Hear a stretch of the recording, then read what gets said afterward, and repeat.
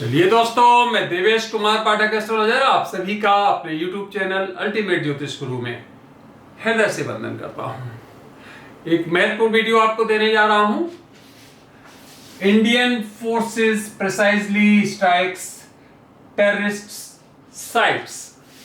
आतंकवादियों की जो साइट्स थी जहां से वो ऑपरेट करते थे, उन जगह भारत के फोर्सेस ने प्रिसाइजली, बहुत ही प्रिसाइज तरह से स्ट्राइक किया। आज रात को आप पता है, आज 7 मई है और आज ये महत्वपूर्ण काम हमारे फोर्सेस ने किया।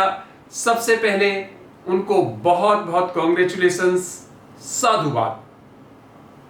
ये स्ट्राइक्स इतनी प्रिसाइज थी कि और किसी तरह का कोई, जिसको आप कहते हो पब्लिक, आम जनता, उसको कोई लॉस नहीं हुआ।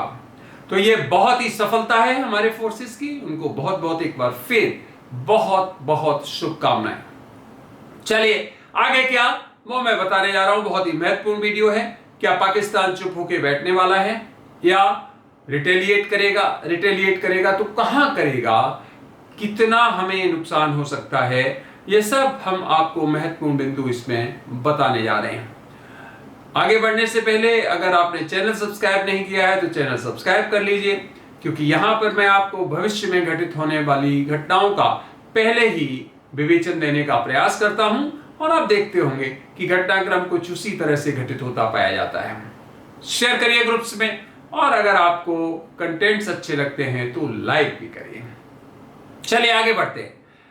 कल यानी कि 6 मई को मैंने एक वीडियो दिया था आपको, दोपहर के समय लगभग 2 बजे 2:30 बजे आपके पास वो पहुंचा होगा, 2:30 PM पर। और उसमें मैंने बताया था कि वो एक इंडिकेशन था, वो एक अलार्म था सबके लिए, राष्ट्र के लोगों को, राष्ट्रवासियों को मैंने कहा था संदेश, उसमें कुछ संदेश दिए थे। तो आप समझ सकते हो कि मुझे पता था कि बस अब ये होने जा रहा है, इसीलिए संदेश दिए थे। बोला था लोगों को कि आज या कल आप स्टॉक से निकल जाइए, घर में स्टॉक्स कर लीजिए अपने भोजन आदि का, सब कुछ। आप वो वीडियो पड़ा हुआ है, उसका लिंक आप मैं दे दूंगा, आप चाहें तो डायरेक्ट आप हमारे चैनल से उसे देख सकते हो। पहले भी मैंने डेट्स बताई हुई थी, याद होगा आपको, 8 और 16 तक बहुत ही महत्वपूर्ण डेट्स बताई थी कि 16 तक ये कालखंड जो चल रहा है वो चल रहा है कि इसमें स्ट्राइक्स होंगी, और वो देख रहे हैं आप, उसी तरह से हुआ। अब आगे क्या होगा बताते हैं कि कई आतंकवादी या आतंकवादी के परिवार जो वहां रहते थे, उनकी डेथ हुई है, वो मारे गए हैं। अब क्या पाकिस्तान चुप बैठने वाला है? तो इसका जवाब बहुत ही प्रिसाइजली, चुप नहीं बैठेगा।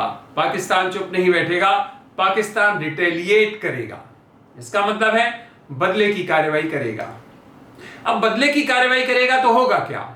तो यह होगा कि उसे बहुत लॉस होने वाला है। ध्यान से सुनते जाइए आप। रिटेलिएट तो करेगा, यह उसकी मजबूरी है, क्योंकि उसे देश को मुंह दिखाना है, उसे ये दिखाना है दुनिया को कि देखो पाकिस्तान इतना कमजोर नहीं है, हम जवाब देना भी जानते हैं। लेकिन इसके बदले में वो और अधिक लॉस उठाएगा, हमारी सेना और उसका लॉस करने वाली है। वो अपने कुछ, जिसको आप कहते हो जेट्स, या और जो उसकी जो पैराफर्नेलिया है या इंफ्रास्ट्रक्चर है या जो वेपन्स हैं, उनको और बर्बाद कराने के लिए तैयार रहना चाहिए उसको, क्योंकि ये होने वाला है। वो जो स्ट्राइक्स करेगा वो मेनली, ध्यान दीजिए, एक स्ट्राइक तो उसकी वहीं पर हो सकती है जो पानी, जल जहां से रुका हुआ है, तो किसी डैम पे ये अपनी मिसाइल को अनुसंधानित कर सकता है, उस पर अटैक कर सकता है। तो पहला तो यह है कि डैम्स की सुरक्षा बहुत ज्यादा सरकार को बढ़ानी चाहिए। दूसरा ये क्या करेगा, ये कुछ ऐसे सैनिक या सेना के इंस्टॉलेशंस हैं उन पर आक्रमण करेगा, और ये कुछ इस तरह की कार्रवाई करेगा जो मिसाइल से ही, ये मिसाइलें ही भारत की तरफ छोड़ने वाला है। तो उसमें ये दिल्ली तक इस तरह की परिस्थितियां बनाएगा, और उनके पास मिसाइल्स है 2700 किलोमीटर तक है, उनके लास्ट मिसाइल्स जो हैं, तो उनका ये यूज करेगा और भारत के विभिन्न हिस्सों में जिनमें उत्तर भारत के हिस्से ज्यादा महत्वपूर्ण हैं, वहां पर ये इस तरह के प्रयास करेगा। लेकिन हमारे पास एंटी मिसाइल सिस्टम्स हैं, हमारे पास S-400 है, हमारे पास और भी कई पिनाक है, कई तरह के हमारे पास हैं जो काउंटर करेंगे उसको। बहुत ज्यादा वो यहां पर हमें पैनिक नहीं कर पाएगा, बहुत ज्यादा लॉस नहीं कर पाएगा। हमें अरब सागर में जो हमारे युद्धपोत हैं बहुत होशियार रहना चाहिए, क्योंकि वहां पर भी वो इस तरह की कार्यवाही करेगा। तो इसका अर्थ यह हो गया कि हमें बिल्कुल भी ये नहीं सोचना चाहिए कि अब ये मैटर खत्म हो गया, पाकिस्तान कुछ नहीं करेगा, बिल्कुल नहीं। साथ ही साथ ये जितना भी अखनूर है, जितना भी ये जम्मू कश्मीर का जो क्षेत्र है, जो हमारी 700 किलोमीटर से ऊपर सीमा है, वहां पर कुछ महत्वपूर्ण क्षेत्रों में ये अपने शेलिंग बहुत बढ़ाएगा और वहां पर ये दिखाएगा कि रिटेलिएशन किस तरह से पाकिस्तान करता है। तो बड़े बड़े हथियारों से युद्ध करने की कोशिश करेगा, लेकिन अल्टीमेटली उसको मात खानी पड़ेगी, डिफीट खानी पड़ेगी, क्योंकि इंडियन आर्मी पूरी तरह से सजग है। और अगर ये फुल फ्लैश्ड वॉर हुआ तो मान लीजिए कि पाकिस्तान बहुत कुछ खोने जा रहा है, अपने सैनिक खोने जा रहा है, अपने अफसर खोने जा रहा है, अपनी भूमि खोने जा रहा है, बहुत कुछ। अगर मैं जान के लगा रहा हूं, क्योंकि 32% फुल फ्लैश्ड वॉर के कल हमने बताए थे, हमारे पास रिसर्च में सक्सेस हो रही है, 32% बहुत होता है, तो इसका मतलब उसके चांसेस बिल्कुल भी मना नहीं किए जा सकते हैं। इसका मतलब यह है कि फुल फ्लैश्ड वॉर के लिए भी तैयार रहना होगा हमें, क्योंकि यह उसके दिमाग में चल रहा है। पर ध्यान रखिए, रिसोर्सेज नहीं उसके पास, फुल फ्लैश्ड वॉर ऐसे नहीं लड़े जाते हैं। उसके लिए आपको हथियार चाहिए, रिसोर्सेज चाहिए, सेना बहुत स्किल्ड चाहिए, वो उसके पास नहीं है। अत्याधुनिक हथियार भी नहीं है उसके पास। कुछ हवाई जहाजों से या कुछ मिसाइल से केवल युद्ध नहीं लड़ा जा सकता है, उसके लिए और भी चीजें चाहिए। भारत के पास वो बहुत सब कुछ है। सॉरी। तो इसका मतलब तैयार रहिए। जो भी मैंने पहले बताया है, पाकिस्तान बिल्कुल भी इस समय चुप नहीं बैठेगा, वो चुप कर आक्रमण करेगा, और जो समय उसका है बहुत लंबा होने वाला नहीं है। हो सकता है वो आज रात को, मींस कल 8 तारीख आज कर दे, वो रात को कल कर दे, क्योंकि 16 तारीख तक का कालखंड बहुत ही, जैसा कि मैंने बताया था, प्रॉन है। याद होगा आपको, मैंने अपने पहले वीडियोस में बताया था, प्रॉन टू वॉर। और एक बार कोई इनिशिएट हो जाता है तो फिर वो सब कुछ प्रॉन हो जाता है। जैसे 22 तारीख को उन्होंने हमारे यहां किया, तो 22 वो डेट नहीं भुलाई जाएगी, क्योंकि वो शुरुआत थी, इनिशिएशन था, वो बहुत महत्वपूर्ण थी। तो इसी तरह से एक बार अगर ये शुरू हो गया तो फिर 16 के बाद भी सब प्रॉन होंगे, क्योंकि युद्ध फिर ऐसे नहीं रुकते हैं, आपको पता है। तो इस तरह से आप लोगों को पहले जो कुछ बताया हुआ है उस पर ध्यान रखिए।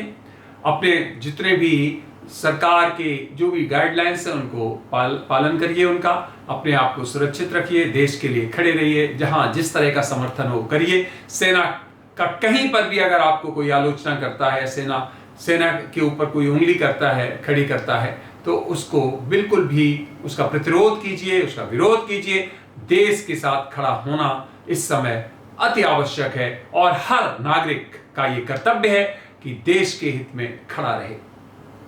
एस्ट्रोलॉजिकल विवेचन जो मैं पहले लगातार दे चुका हूं, उसमें बता चुका हूं, तो परिस्थितियां जब तक नहीं शुरू होंगी तब तक कैसे वो सब कुछ पूरा होगा, कि पाकिस्तान टुकड़ों में बटेगा।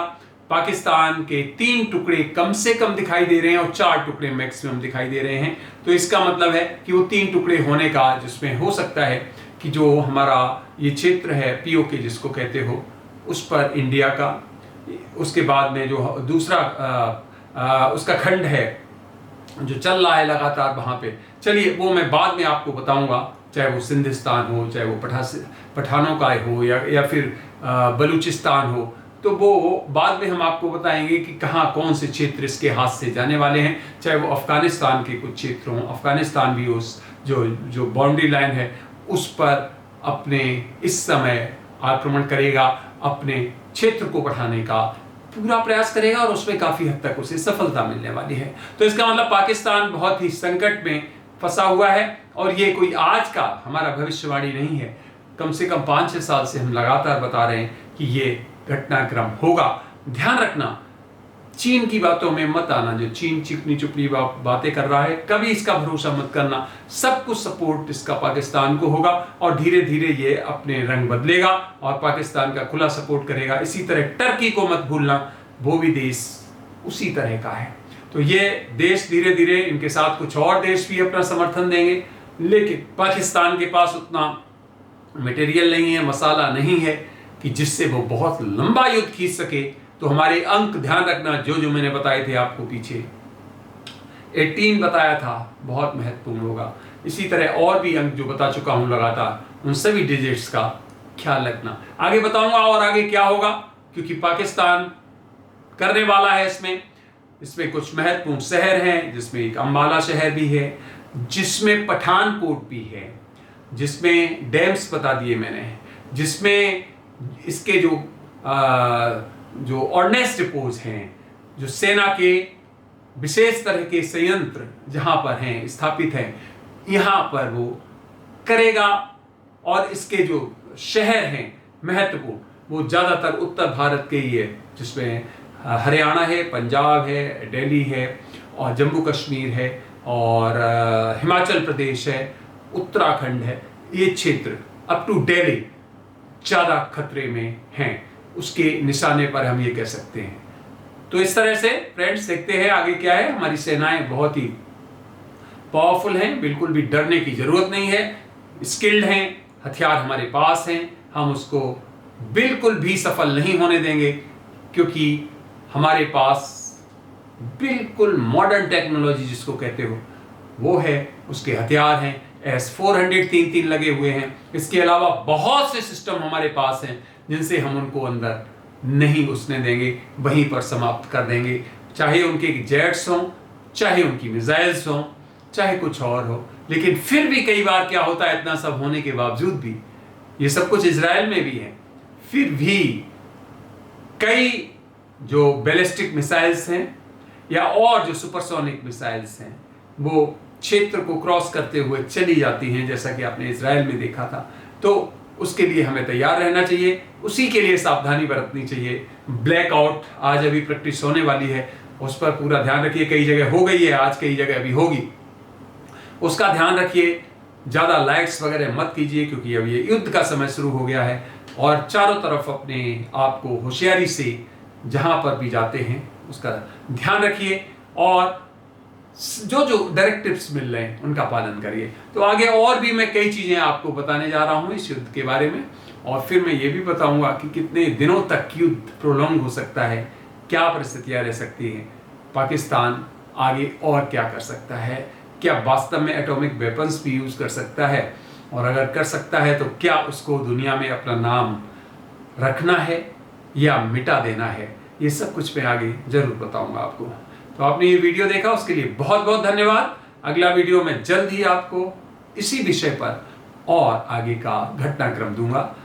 तब तक आप सभी को मेरी तरफ से ओम नमः शिवाय, नमस्कार।